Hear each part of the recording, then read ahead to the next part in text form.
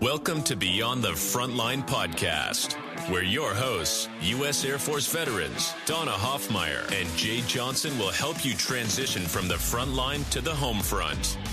Listen every other Wednesday as they will bring great conversations, resources, tips, and feel-good stories that will resonate and relate. Now, here's your hosts, Dianna Hoffmeyer and Jay Johnson. Welcome, everybody. It's good to have you back in this time and space. This is Beyond the Frontline, one of the podcasts underneath the Coming Home Well series. And I am joined by my one and only partner in crime, Dianna Hoffmeyer. Dianna, yeah, hey, look, it's fall in San Antonio, which means it's only 98 degrees. Right. Yeah, 98 degrees. Then what's going on with you? The other day it was like 88. I know, I saw that. Monday, they said early morning in the 60s. It was 69 this morning. Well, I'll take 60 I next know. week. I'm waiting. I'm waiting for it. Catch us up. What's going on in your world? Oh my gosh. My children, that's what's going on. Let's see. My That's never ending. son broke his finger doing like parkour type training. Yeah. And so that was an adventure. Was that his first broken bone? Official broken bone, yes. He has lots of scars. As he tells me, Mom, chicks dig scars. So he has lots of scars and all that kind of stuff. But that's hilarious. yeah, he broke it. And so that was a whole adventure. And we just got it. Fortunately, they could reduce it. So they didn't have to cut him open, but they put him under general. They reduced his finger. He has a big old bulky thing on it, which is a hoot because he's in marching band. Yeah. And this is homecoming week. And so he's going to go to homecoming with a big old bulky, and it doesn't even faze him. He's like, that's fine, whatever. He don't care. Boys are so easy. I like boys. Yeah. Not girls. I mean, I like girls. You've got a contrast. You've got a daughter too. So blessed it. And my daughter is on spicy mode. So I got a call from the school today, and she didn't do anything bad, but she was just a little rambunctious, which caused some issues. And so we had to taper the spice.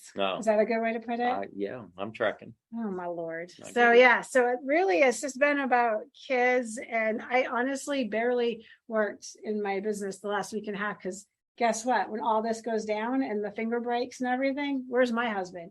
Out of town. Yeah, that's the way it works. Always. Yeah, the significant other is always away when everything. But it's always him, because when I go out of town, it's like Sound of Music, and the children are perfect, and everybody's kumbaya, and it's all wonderful. And then he leaves, and it's like disaster. It's character building, Dianna. So I have a lot of character. You have a lot of character, yeah. The list is long. This might be my third book.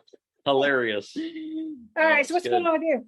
No, just normal, busy work, and looking forward to today's session. We've got a really great guest that you're going to introduce here in a moment. Yes. Yeah, I've just been busy. I've been all over the map. I've got a lot of travel coming up, so I'm trying to squeeze everything in. But love college football season. That's my hobby. When this time of year, you guys went. That's my hobby. We're going this weekend. But where'd you just go? You just came back? Yeah, we went up a few weeks ago to a game up in Oklahoma, and we're going to go again this weekend. So. Yeah, and you went to SeaWorld. I saw the pictures. Went to SeaWorld, did all of the Hallow Scream and Spook Fest activities, and rode a few coasters. It keeps me young. I think Shari was having more fun than any of you. Yeah, I think she had a good time. For sure. Yeah, she had a good time. All right. Well, let's get into it. Speaking of good times, because this person is a lot of fun. So I have to kind of give the backstory of it on how we met, right? Yeah. So we just did a really cool thing, right? Very cool. It was very cool. So we, a while ago, probably 6-8 months ago, I get a phone call from a person that says, I found your business and it looks like you do veteran stuff. And I have a hand cycle recumbent bike that was in good condition, and we'd like to donate it to a veteran. Can you help us? I was like, sure, I'll figure something out. So very long story short, right? We decided that we would, instead of doing it through my business, we'd do it through our veterans committee, right? Because that would be a really good thing to do. And of course, the first thing we do was get it repaired just to make sure it was clean. It was all in good shape, but it had to get cleaned up. And so bring it to the bike shop that we all buy our bikes from, and action bikes, Howard says, okay, I'll get this done. And it took forever, not because of them, because they were doing their part, but because of me, because I was like out of town and we had all those issues with the RV, and it was just a whole summer of chaos, right? And I seriously fell off my radar until I came back.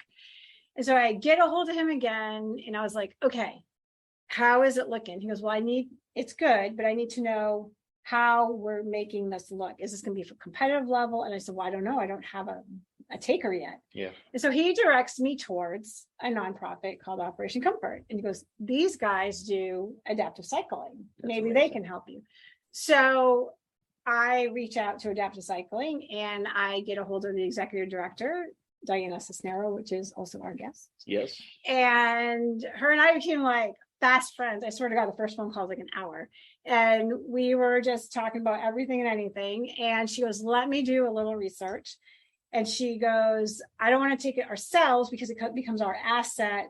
I want to see if I can find somebody that we can directly give it to. And she did. And she, as you met him, found a very dynamic veteran. Dynamic's an understatement. Dynamic is an understatement, right? She found the absolute perfect person for this bike. Yes, a great. And so I meet him. I said, I need you to go to Action Bike and I need you to talk to them so they can fix it accordingly.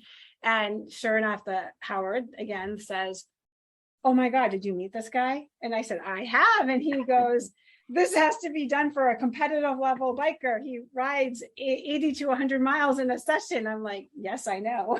And so that's how it all started. And then we brought all the worlds together. We brought the bike shop. We brought the Veterans Committee, and Operation Comfort was super kind and they let us use their space. And we did a nice big ceremony presentation, yeah, right?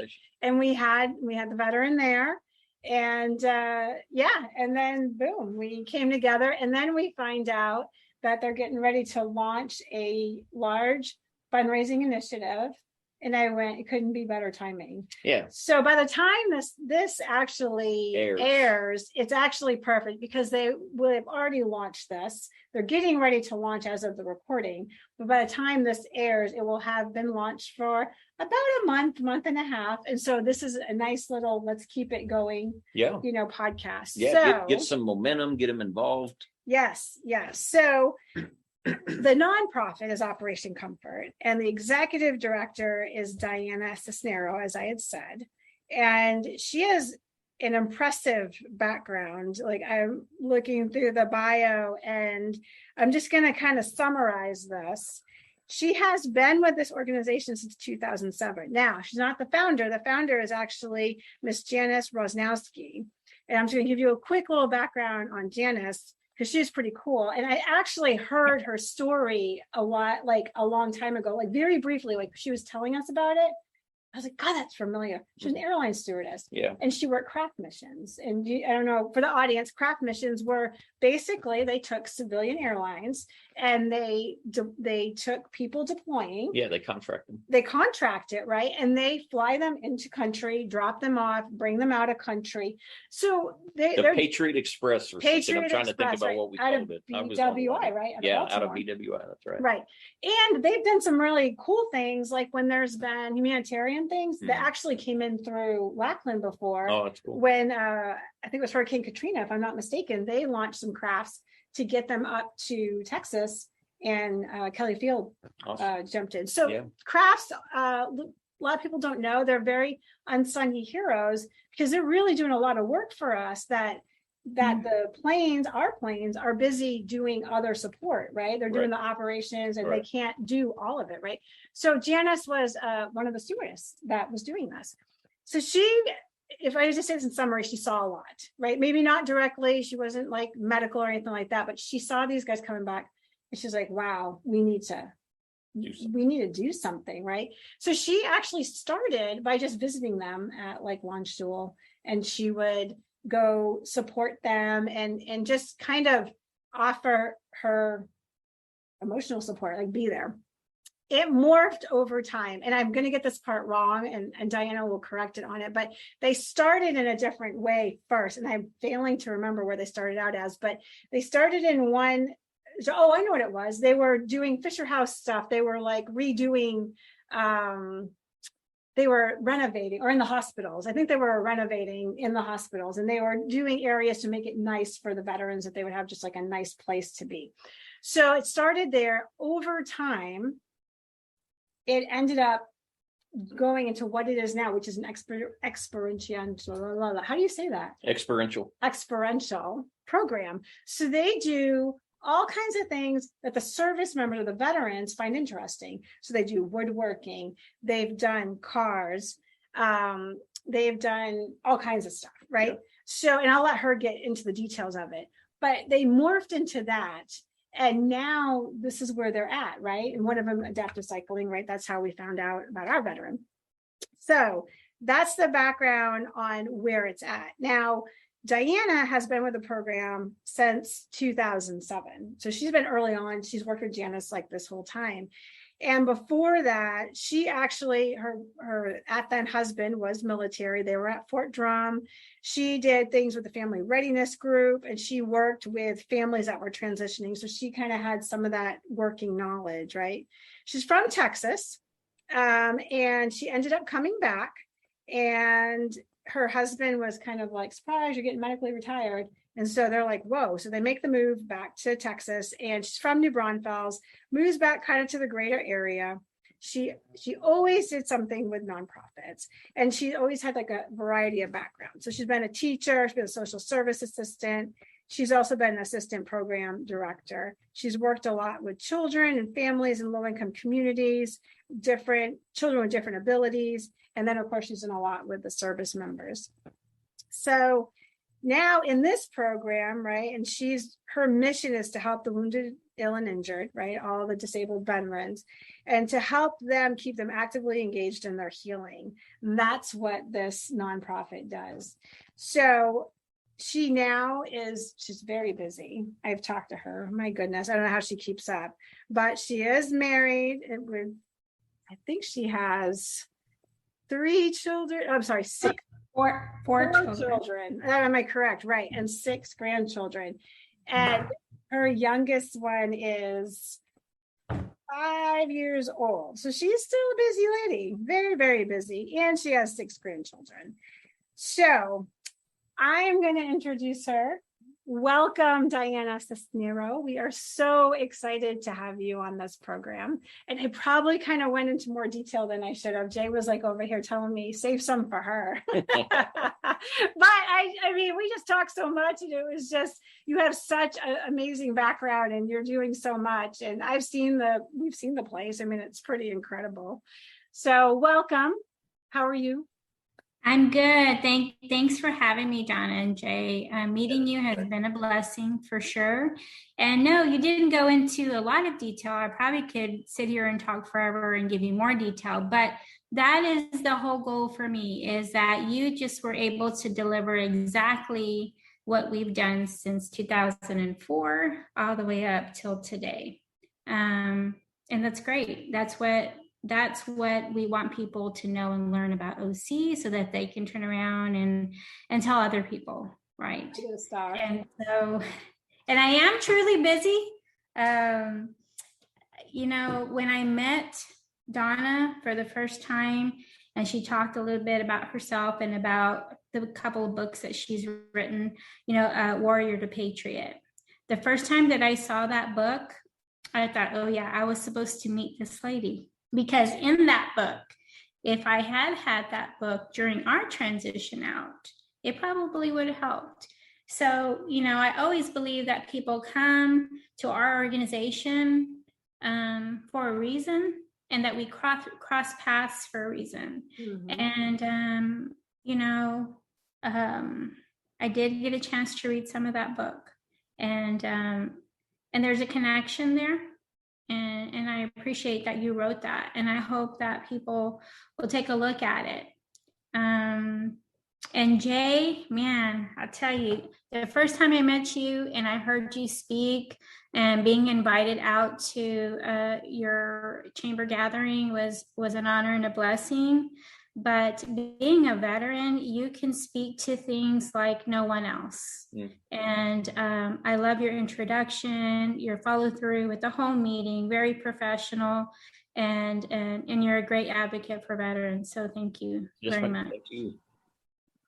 So I did summarize, and we kind of got the backstory, but I want you to talk about Operation Comfort. We want to talk about that first, what it is doing for people right now and where you're at with it and what your vision is for it.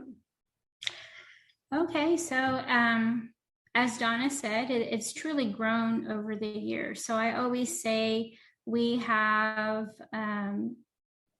changed a lot, like our veteran population here in San Antonio has changed, meaning that when we first started in 2004, one of the reasons, and I'll touch on this real quick, that we are named Operation Comfort is because that is exactly what our mission was, to provide comfort.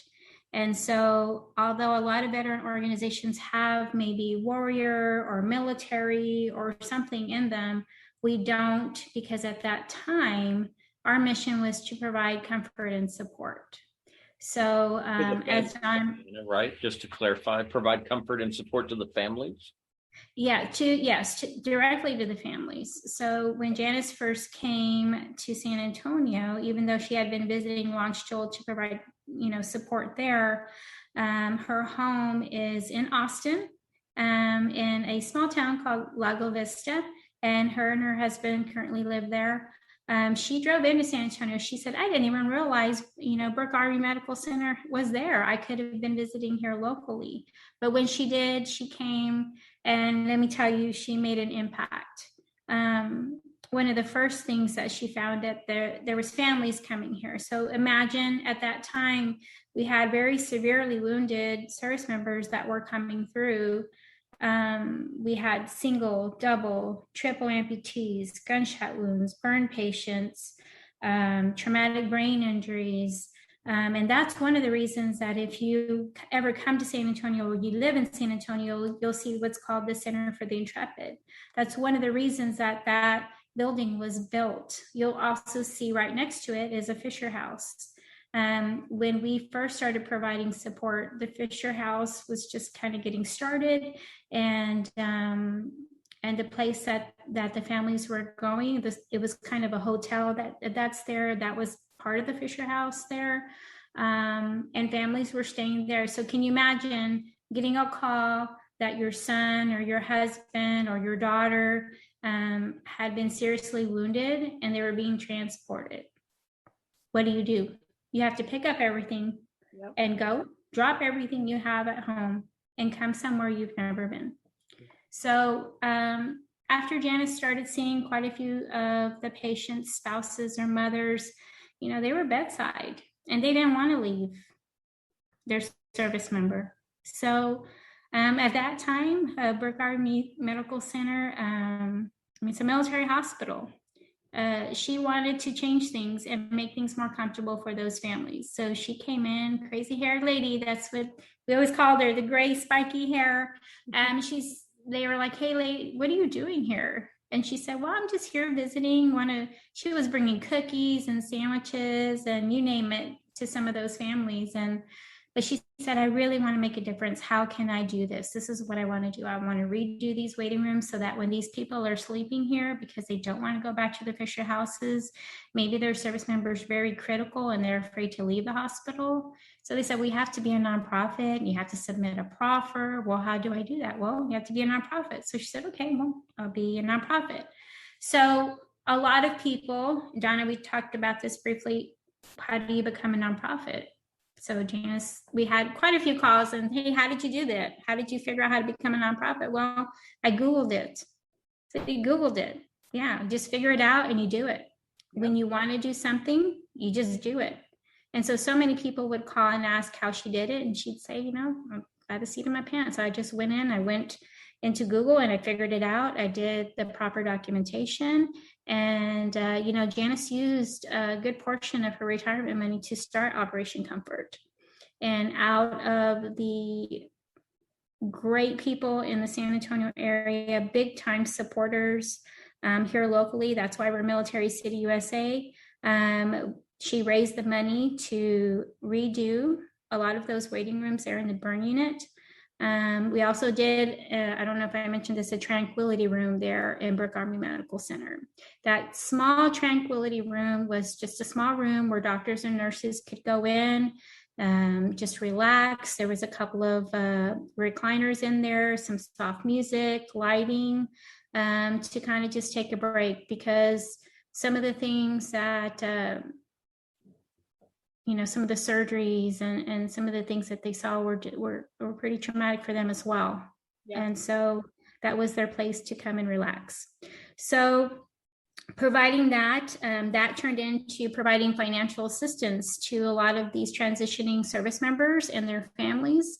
So whatever the military couldn't or wasn't able to provide for them financially, that's where we came in. We raised money to help support them with things like mortgage, car payments, insurance, things like that, from all of those things that were left behind. Maybe somebody had to leave their job to come here bedside. I mean, it's a big impact on your life. Mm-hmm. That turned into doing outings for some patients that were recovering there. And that turned into doing programming. So what we found was the service members that were coming in to Brooke Army Medical Center, which you now know as San Antonio Military Medical Center. Some of the people that were coming in, they were stuck in their barracks when they weren't going to rehab. And that's never a good thing when you face depression, anxiety, life-changing events, having to figure things out while you're still trying to recover. So we wanted to get them out and engaged. So that's how what you see now with Operation Comfort, we have 5 core programs, and we do those programs because they provide healing for our service members. So as time went on, maybe about 2017, 2018, a lot of the influx of wounded that had come in had recovered or were going through that recovery process, and they were able kind of to go back home. A lot of them stayed in San Antonio. They chose to stay here because of the access to the VA, the access to Brooke Army Medical Center, and still access to the CFI for a lot of our amputees. And so, we decided to do program. We've continued to do that because it provides healing. So some people might think that, oh my gosh, this nonprofit is just riding bikes, and this nonprofit is just swimming or doing yoga, and that's not at all what it is. So what we believe, and we firmly believe, is that healing comes through, and rehabilitation comes through recreation. What better healing is in keeping yourself active and engaged. So our 5 core programs that we have are cycling, sled hockey, aquatics, woodworking, and yoga. A lot of times you'll see programs that offer one thing, which is great because they can focus on that. We believe that core programming is essential every day of the week, and that we should always keep our veterans engaged every day of the week. And that is exactly what we do.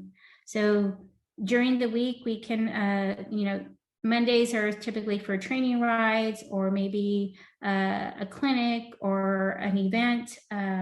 Tuesdays we dedicate to yoga. So we have a yoga program that's taught by an Air Force veteran. Her name is Kanani Thompson, and we absolutely love her. We're local yoga studios here in San Antonio. And so she does floor and chair yoga. Our classes are limited to 6 to 8 veterans per session. And we also do a Zoom offering.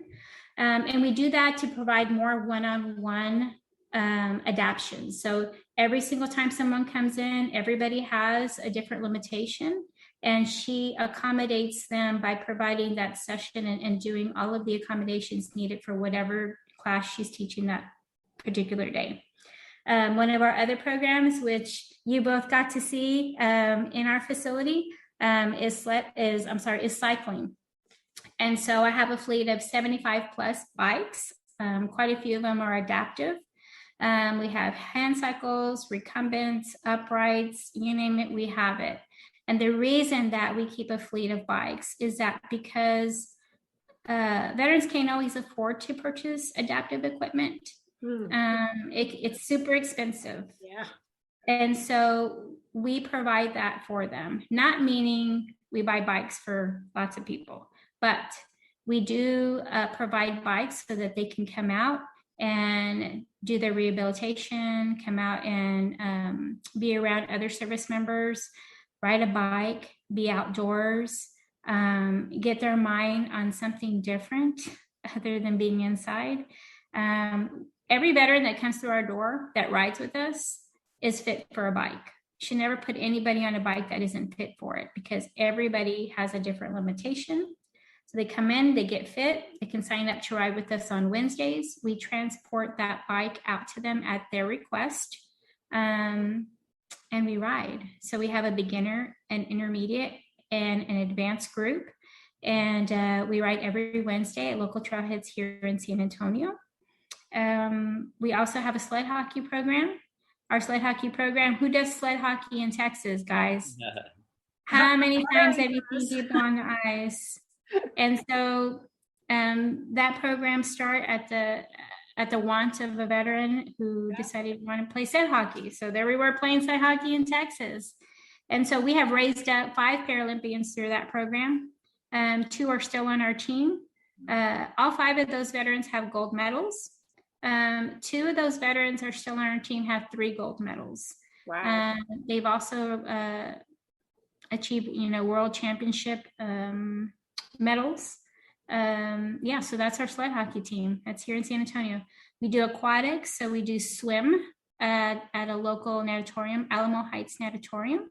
So we do lap swimming, and then we do cardio in the pool. And that's a pretty cool program. But when you come, depending on your limitation, you can do water walking.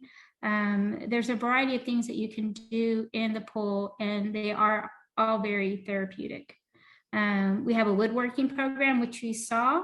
That is in our facility, and that is 3,000 square foot of woodworking. That program is held 3 days a week by appointment only. And we do that to limit the amount of people that come in per day for safety reasons. And so that each person can work on their individual project, whatever they might want to work on, or maybe we can give them some ideas of what they might create.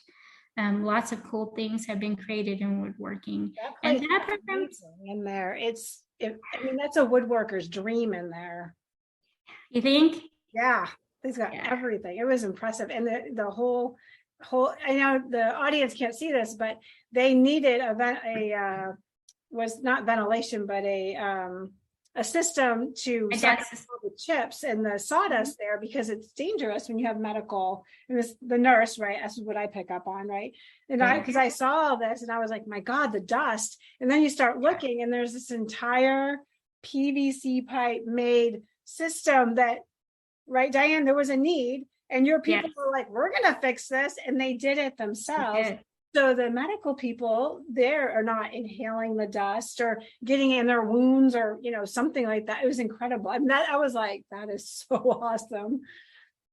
Exactly. And that just goes to show you that you don't, you can do things you set your mind to. And yes, our veterans are the one who created that dust system. Go figure. And it cost me probably way less than somebody would have charged me to come and do it, but it was needed, and so we did it.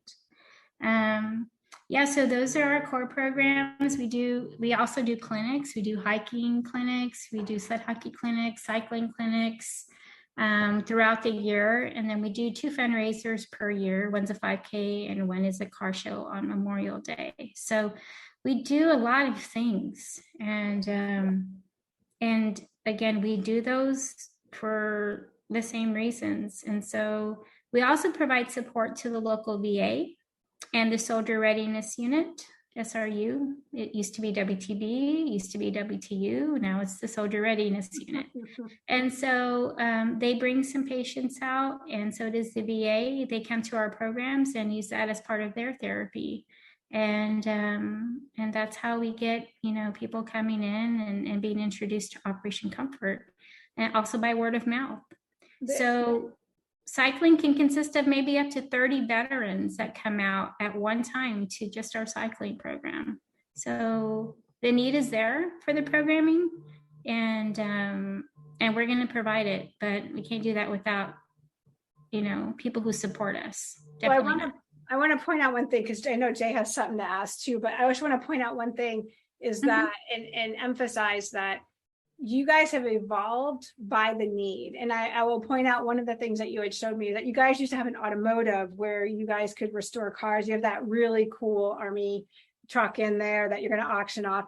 And there was the Cobra that was built, right? So it's some really cool things, but for whatever reason, the sign of the times or whatever, there was really, nobody was doing automotive at that time, right? So you decided, okay, nobody's asking for that. So we're going to just shut that down for now. And then whatever people are asking for, we're going to try to figure out how to make that happen. So you really navigate, and you're listening all the time, and you're constantly evolving to the needs of the veteran at that time, which is, to me, very impressive, and obviously very smart use of your funds, right? So it's always being utilized. So I just want to point that out. So if people are like, oh, they don't have, well, go ask them, because you might be saying, oh, they don't have, there might be 10 other people thinking the same thing. And if you go talk to them, you might have just heard from, wow, that's the 6th person that have asked for that. Maybe we need to look into this, So I just want to put that out there for people, that you have a lot, but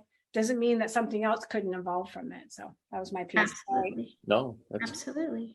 Yeah, it's good. Mine is a little bit more of a statement too, Dianna, but I'm sure there'll be, a question within it that you can speak to.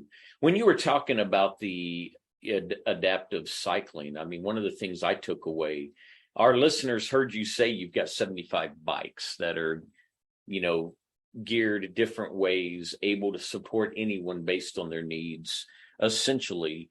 One of the things I learned was maybe you're just a veteran that wants to come out and ride with other veterans. I'm able-bodied, not a wounded warrior. I still have full use of all my limbs.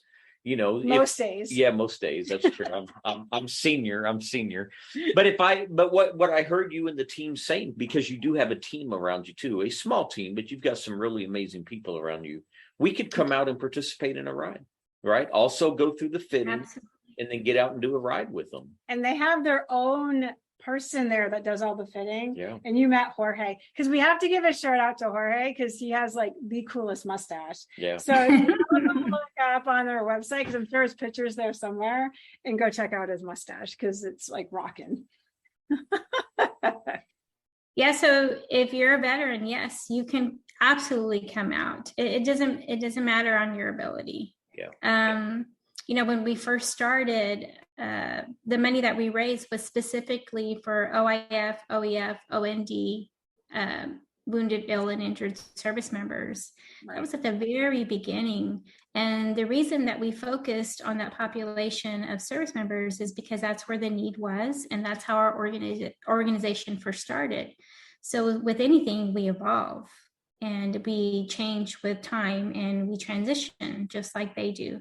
And so over time, we've changed. So like when the influx started, dying down, and more people started going home or getting into their recovery process, we decided it was time to change who we served, because a lot of our service members had transitioned over to the veteran side.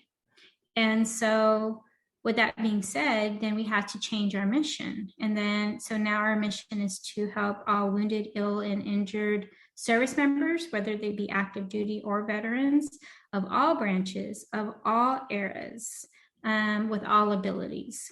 And so, that's just how we did things. And it wasn't for any other reason than when we first started. That is what we asked for from people. We asked for donations specifically for where the need was at that time. Not to say that there's never been a need for anyone else or any other population of veterans, but that's where people were giving us money for. And when someone gives us money, that's exactly where we spend it.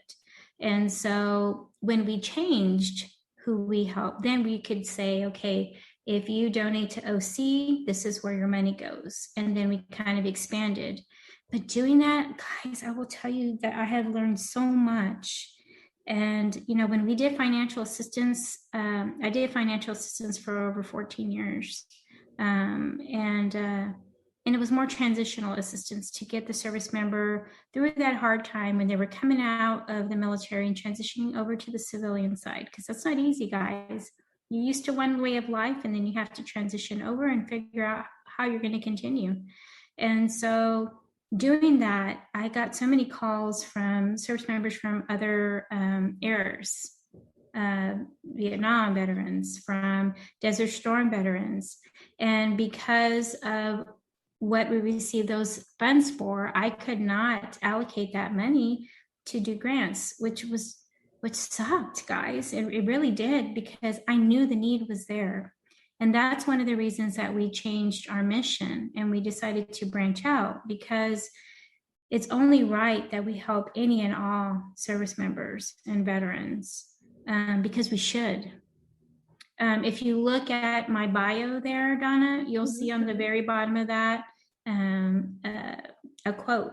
But don't say it, because we're saving it for the end. Yes. I saw it. And you know, it is, for me, I would have never thought that I would be in this position, but, and I always question myself if I should be in this position where I am. And I'm in a position that I need to be in, and I'm the best person for the job. Because absolutely. You are definitely meant for that. You fit it well. But you're transitioning us into where, like we were talking, the challenge is the nonprofit Operation Comfort is a well-oiled machine, I would say, in the sense that you have learned to evolve, which a lot of them don't, right? This is what we do. This is what we can do. They're stagnant, right? And so when the times change and they don't, then they're really not serving very well anymore. And you told me yourself, you're like, I know how to run a shoestring budget. Like, I have to learn how to do that. And so here you've got this program that has 5 core things that are going on, plus whatever else needs to be, and a great environment. I mean, I walk in the door and, Diane's there and Felicia's there, and like, hey, and you can feel the good energy, and it's just all positive. So on your end, as the executive director, what is the good, bad, and the ugly? Like, if somebody was starting a nonprofit and trying to make it sustainable like you are, what is the good, bad, and ugly? What's the good part? What's the challenges of it? What do you have to overcome, Oh, man, that's a lot of questions. Yeah, I'm good at that.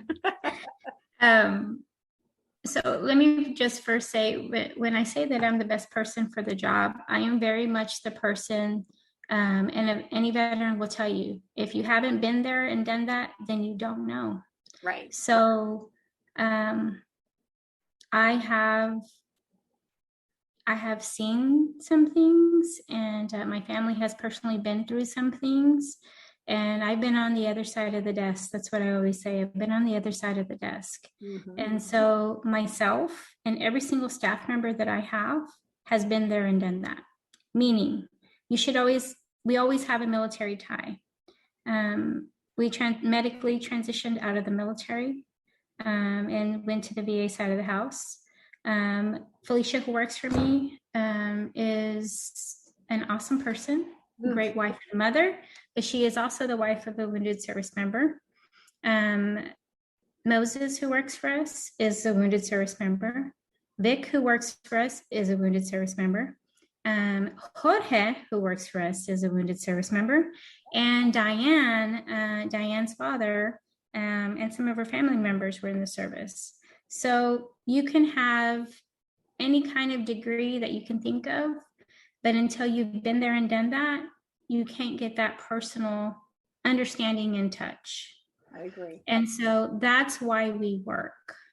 And we work hard every single day. So some of the great things, hearing people say, Ms. Dianna, I'm so glad I found your program because it's changed my life and I don't know where I would be. Ms. Dianna, if you hadn't started your program when you did after the pandemic, I wouldn't be here.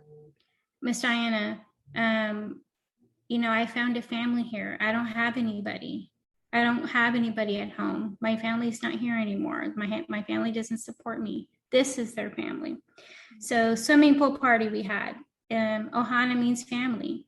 That was our theme, because that is exactly what we provide. We provide a family. So you're not just a number when you come to our programs. I'm the executive director, but I'm out at programs all the time. I go to cycling, I go to swim. So that's important. If you have leadership and they're not engaged in the programming that they're offering, how are they going to know what's going on? How are they going to know that they're effective? How are they going to know they're changing lives? And so challenges, first and foremost, keeping the lights on. As with a lot of organizations, I know some organizations are, all volunteer based. Ours is not. I have a paid staff. Some of the veterans that work for us supplement their income working for OC, and they don't get paid a lot. They could probably get paid more working at a clothing store or at a restaurant. But they don't do it because they're looking for lots of money. They do it because they want to give back to their fellow veteran and they want to change lives. And that's exactly what they do. I am glad you said this, because there is a certain mindset that kind of drives me bonkers, that because you're doing something for a service member, it should always be for free. And I have a problem with some of that, because yes, I think we should give of our time. Jay and I give of our time. We do it through the podcast. We do it through volunteering at places. Yes, I agree. But much like the people that we're serving, we also have to feed our family. And so you can't, and it drives me a little bonkers when people just say, you say veteran, and it should mean free. And I'm not saying that we don't try to give as much as we can to veterans, but when programs cost money, then you have to take some of that in stride. You're not a millionaire because you are the executive director at OC. You know what I mean? No. I want people to understand that. I'm sure there are places that may take advantage or whatnot. I don't know. I never looked into it. But I will say, for the most part, when nonprofits and there's a paid staff, it shouldn't automatically be like, oh my God, see, they should be volunteering. Why aren't they volunteering their service? Well, because they're giving 40 hours a week. What else do you want them to do? They've got a family, so I just throw that out there. That's my little soapbox today. Well, there are a lot of nonprofits that are volunteer based, and that's great. And whatever works for them is great. But what we have, we've been here for 18 years, and we've changed. We probably serve over 8,000 service members and their families.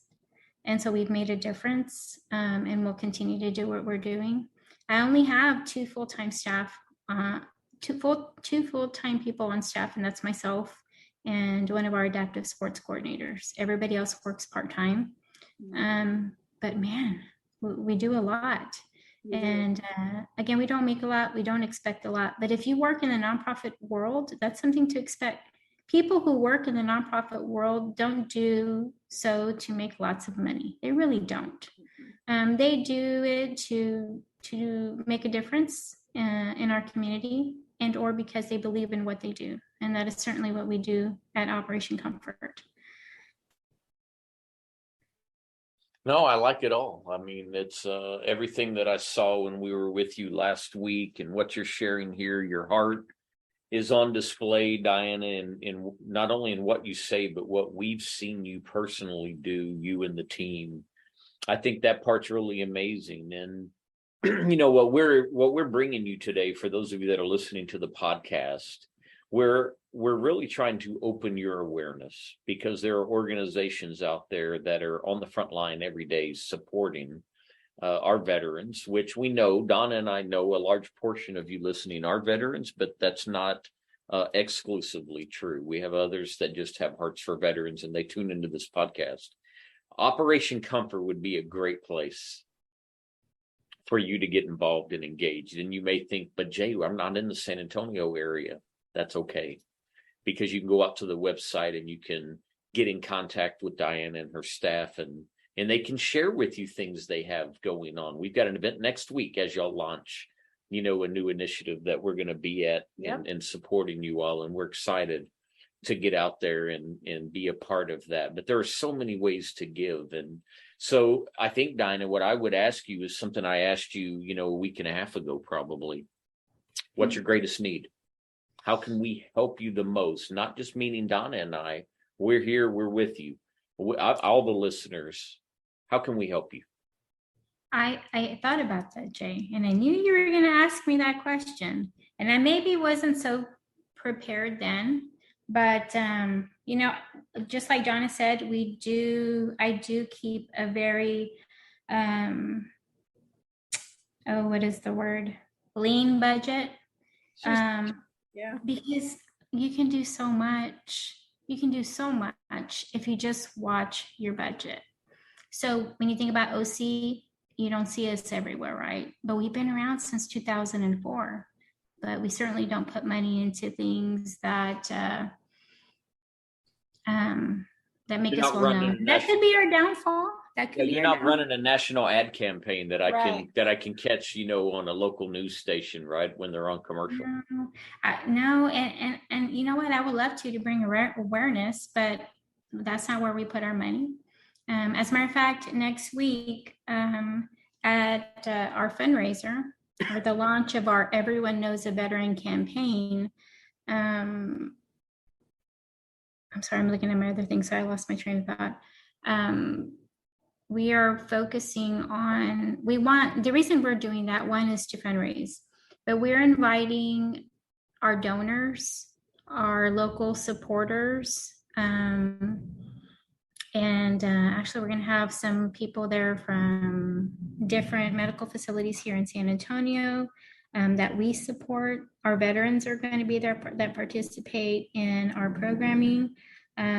But we want people to understand where their money goes. And they're going to see that. Y'all are going to see that on Wednesday from some of that footage. The producer that's helping us out is a Marine, and he is doing this because he believes in what we do. And so he has captured some amazing moments and has captured what we do with all of our programming. And he's done an amazing job, and I can't wait to share that. But how can you help? Obviously, through donation. We have to keep our lights on. I have a lease that I pay for a 6,000 square foot facility. 3,000 square foot is obviously for our woodworking, and the other is for my 500 square foot office that I share with all my staff. And the rest of the non-air conditioned piece of the warehouse that we use for storage and for programming equipment. We have to have a facility. The owner of that property is so good to us, and there is nowhere in San Antonio that we could ever be and that we could afford to pay a lease on a property of that size. Is it needed? Absolutely. Are we able to afford it? Barely, but we're there because he believes in what we do.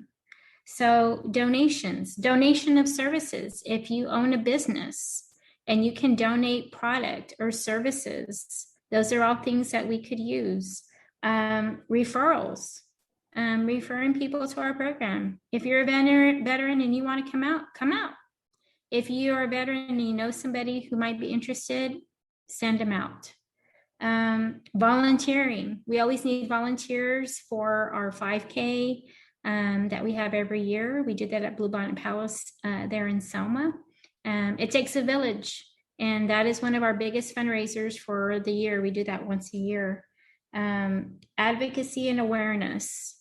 Advocating for Operation Comfort, bringing awareness to the programs that we do, how effective they are. And then business support fundraising, just maybe sponsoring one of our events, coming out and sponsoring one of our events, that all helps.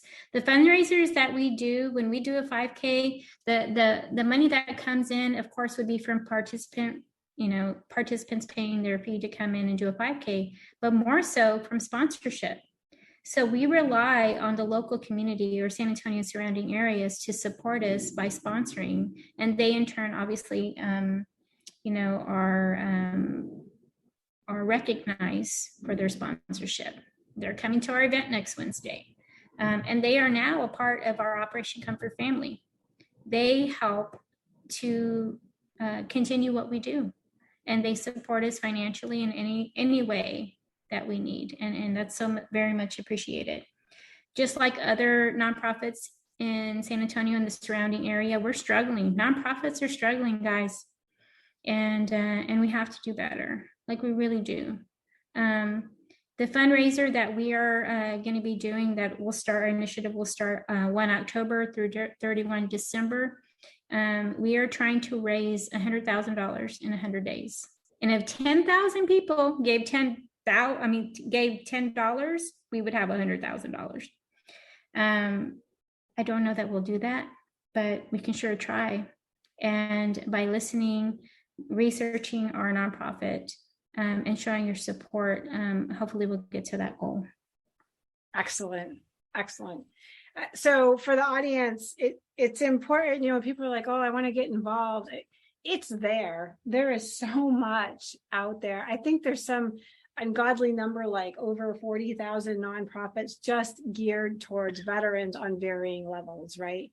And some, I love to see these ones that have sustained. We have a podcast that we did in the past with Operation Float a Soldier, and they've been around for 15 years or something like that, And so these nonprofits, I think you guys are well-oiled machines. You know how to run that shoestring budget. You know how to maximize, every dollar that comes in.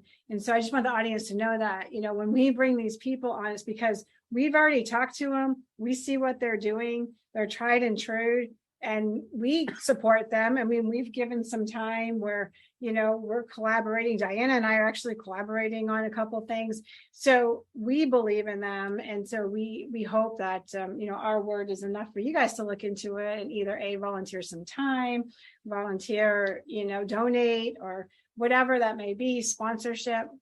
Yeah, I'll add on to that. I think, look, you may be a listener and hear a need expressed, and you may know someone in your circle. Yes. And then you can make an introduction, and you get to feel good then about that introduction and connection with, the opportunities that will bloom from that. So don't think just because you're in Washington State, Hawaii, over in Europe, listening to this podcast that you're too far removed. You are not.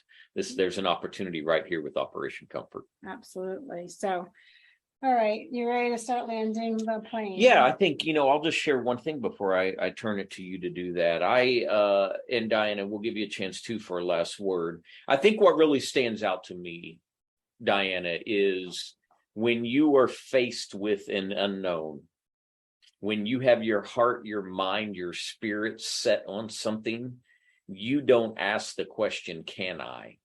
And I love to say to our listeners, can I almost sounds like you need permission. Dianna, you and your team are phenomenal with asking, how can I? Which is solution seeking.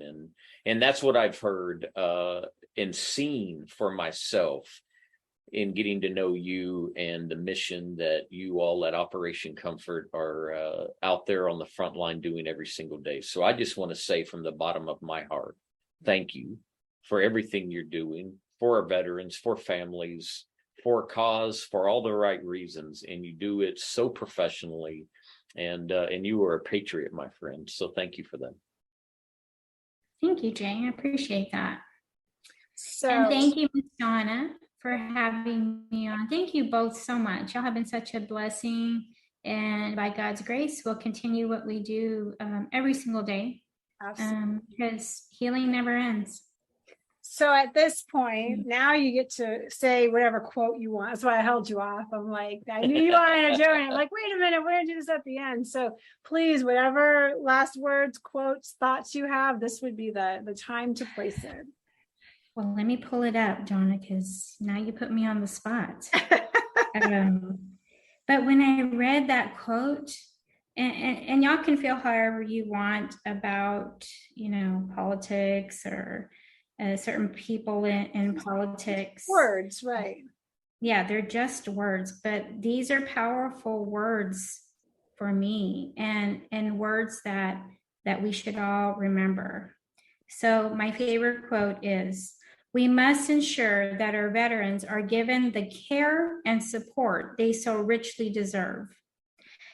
That is an unwavering commitment to those who served under the flag of the United States. And that was a quote by President Donald J. Trump. And I have that on my bio because for me, that's impactful. It didn't matter who said it. It's what everybody needs to hear. Yeah. Good stuff. That's good. Jay?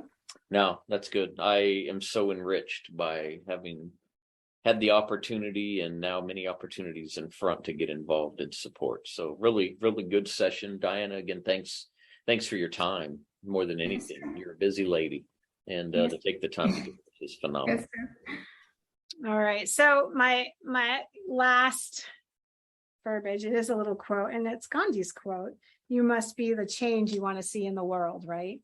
And so it kind of, that pops in my head, and I looked it up to make sure I was saying it properly. But when you were saying that, Janis, when they asked her, how did you start it? She's like, I just started, right? She wanted a change. She wanted to be part of that change, and she just went forth and did it.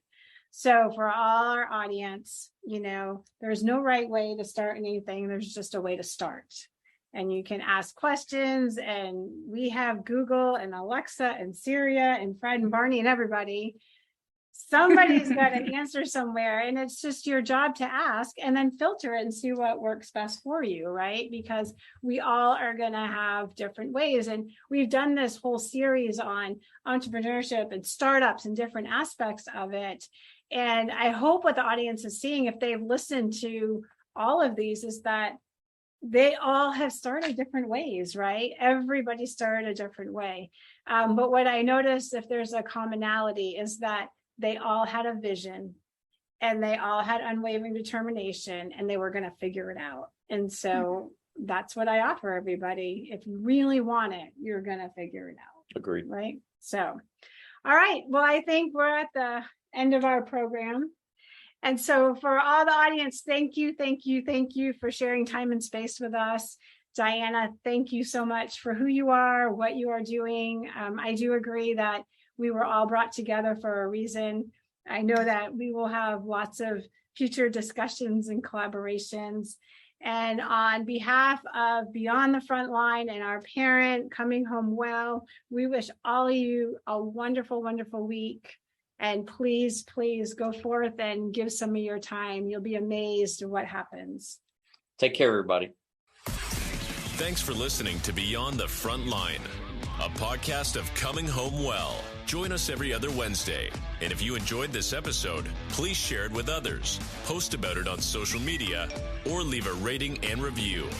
Follow us on Instagram at ComingHomeWell_BTS or on Twitter at ComingHomeWell. Thanks again. And until all are home and all are well.